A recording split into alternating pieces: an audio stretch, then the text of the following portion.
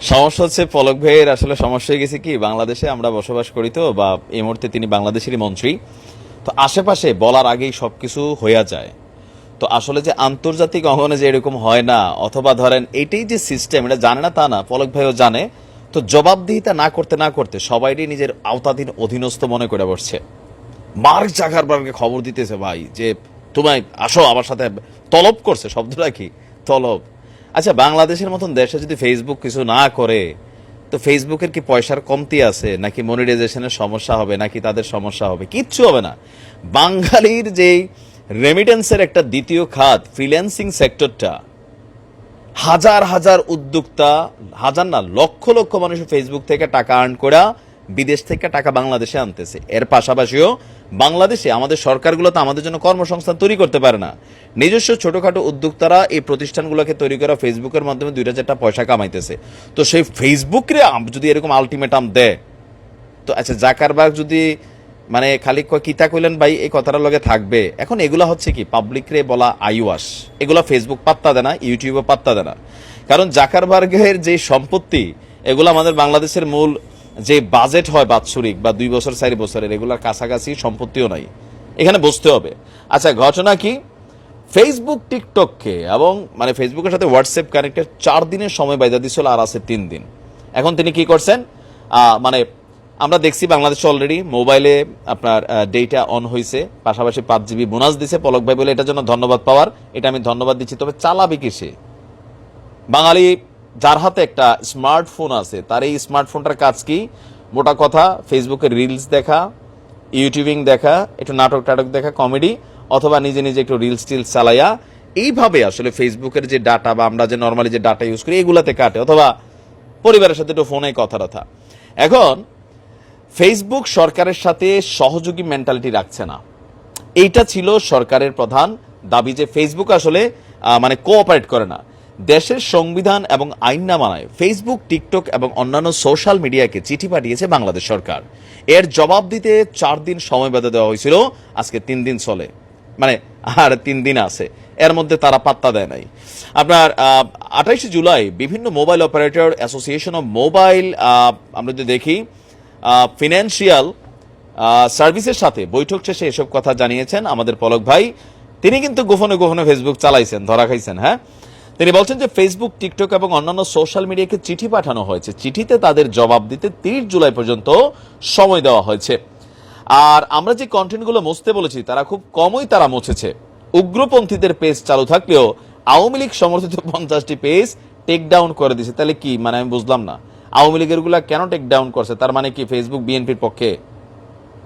আচ্ছা, বলা হচ্ছে যে নেটওয়ার্ক চালু হওয়ার পর তিনি বলছেন যে সাম্প্রতিক সময়ে মোবাইল ইন্টারনেট সংযোগ বিচ্ছিন্ন থাকায় এটার জন্য তিনি একটু সরিটরিও বলছেন। আচ্ছা, যাই হোক, আর তিনার মেইন বক্তব্য হচ্ছে যে ফেসবুক এবং গুগলকে তারা যেটা চাচ্ছে যে এই ধরনের কন্টেন্টগুলা এগুলা প্রচার না হইতে বা এগুলা খুব বেশি রিচ না দিতে, কিন্তু ফেসবুক দিচ্ছে, ইউটিউবও দিচ্ছে।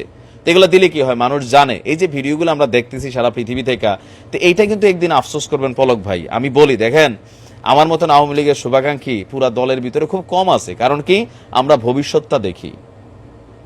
সারা জীবন তো আওয়ামী লীগ ক্ষমতায় থাকবে না, তাই না? 10 বছর 20 বছর পরে ক্ষমতা থেকে পরিবর্তন হবে। তো তখন যারা আওয়ামী লীগ বিরোধী দলে যাবে, তখন বিএনপি ধরনের এরকম কোন আন্দোলন করে 500 মাইরা ফেললো, কারে মারলো? আওয়ামী লীগের তারা তখন মারবে, তাই না? নর্মালি বা যে কোনো, তখন আওয়ামী লীগের পক্ষে অবস্থান নিতে যাবে, তখন এগুলো মানুষের কাছে পৌঁছতে দিবে না ফেসবুক। এটা কি ভালো? আমরা এমন কোনো ঘটনা করবোই কেন যেটাকে মানুষের কাছ থেকে লুকাইতে হবে? নিজেরা তো ধরেন দেন না, রাষ্ট্রের টাকা টোকা বহুত কিন্তু আমরা দেখি, এরকম বহুত মানুষ কিন্তু নাই করে দিচ্ছে। তো তাদের বিরুদ্ধে বলেন একটু আরো কিছু আমরা শুনতে চাই। খালি তো শুনি বিচারের বাণী, অমুক তদন্ত, তুমক বক্কর, দেশের থেকে চল্লা যায়, এরপরে কন মানে এক একজন এক এক কোন আর কি মনটা যা চায়। তবে এগুলো ফেসবুক এবং ইউটিউবের সাথে চলবে না, এদের পাত্তাও আসবে না এগুলো থেকে। মানুষের জানার অধিকার আছে। তবে হ্যাঁ, গুজব প্রতিরোধের জন্য এটা ফেসবুকের সাথে আলোচনা অবশ্যই জরুরি। আমিও ব্যক্তিগতভাবে গুজবের পক্ষে না ভাই, যেটা হচ্ছে সেটাই জানেন। এই যে একটা টিম তো আছে, একটা টিম কিন্তু আছে যে যে কোনো কিছু হইলে ধরেন পট করে একটা ডিপফেক ভিডিও বানানো, উল্টাপাল্টা বিভিন্ন ভিডিও জোড়াটোরা দিয়ে আমাদের পুলিশের বলে চালাই দেওয়া, সেনাবাহিনীর বলে চালাই দেওয়া, এটা আছে। এটার কারণেই সরকার আরও একটু বিব্রত, এটাও আমরা বুঝি। এদের কন্টেন্টগুলো নিয়ে ফেসবুককে একটা স্পষ্ট রুলস দেওয়া হোক। আবার এটা আওয়ামী লীগের বিপক্ষে ভিডিওটা যাক বা বিএনপির বিপক্ষেই যাক, এটাকে স্পষ্ট ট্যাকল করতে হবে। পৃথিবীর অনেক দেশে এআই এর মাধ্যমে এগুলোকে ট্যাকল করা হয় যেন এই ধরনের কোনো কিছু সামনে না আসে, বাট যেটা রিয়েলিটি সেটা তো সামনে আসতে হবে। তো দেখা যাক ফেসবুক হারা কি পাত্তা দিব কিনা। আমার মনে হয় আর কি যে বাংলাদেশে তার অফিস নাই, সিঙ্গাপুর থেকে সম্ভবত এগুলা এখানে কানেক্টেড, একবার আসছিল এর আগে, বাট এখন আসে কিনা সিঙ্গাপুর থেকে দৌড়াইয়া পলক ভাইয়ের সাথে কথা বলার জন্য। তো অবশ্যই একটা চিঠির মাধ্যমে জবাবের ইস্যু আসছে, দেখা যাক আসলে কি হয়। হ্যাঁ, তবে ভাইয়ের কিন্তু সাহস আছে, বোঝা গেছে। আমি বি অনেস্টলি একটা কথা বলি, রাগ হইয়েন না, বলবেন তুই পলকের দালাল। ভাই বিষয়টা এরকম না। আজকে দেখেন বাংলাদেশে একটা রাজনৈতিক টেন্ডেন্সি কি হয়েছে জানেন? ধরেন আমাদের প্রধানমন্ত্রী যদি একটা কথা বইলা ফেলে, এই কথারে কাউন্টার করা আসলে কারো সাহস নাই, বা হইতে পারে তিনি ভুলই বলছেন, এটারে যে একটু বুঝাবে কেউ ওই সাহস না। এখন তিনি যদি ভুল বলে থাকেন, সারা বাংলাদেশের আওয়ামী লীগের 99.99% নেতাকর্মীদের কাজ হচ্ছে এটা হালাল করা। তদ্রুপ তারেক দিয়ে যদি লন্ডন থেকে একটা বক্তব্য দিয়া ফেলেন, সারা বাংলাদেশের বিএনপির নেতাকর্মী 99.99% বলবে এটাই সঠিক। সেম হেফাজত, জামাত ইসলাম, প্রত্যেকটার মধ্যে কিন্তু এই সৎ সাহসটা খাড়ো হয় না যে না এইটা আসলে ভুল। এখন এটা বলতে গেলে কি হবে, বাটে পড়া যাবে, নেতাকর্মীর তো অভাব নাই। তো যার কারণে আমাদের নেতা নেত্রীরা আওয়ামী লীগ হোক বিএনপি হোক, এক একজন যার যার যে কথাগুলা বলেন, তারা কেউই ভাবে না মানুষ কি ভাবে। এটা তারার দোষ না ভাই, তারা এটা করে ভাত খায়, এটা করে তাদের পরিবারের রুটি রুজি চলে, এটা দিয়ে শুধু তারা না হাজার হাজার মানুষ তার সাথে বাইচে আছে।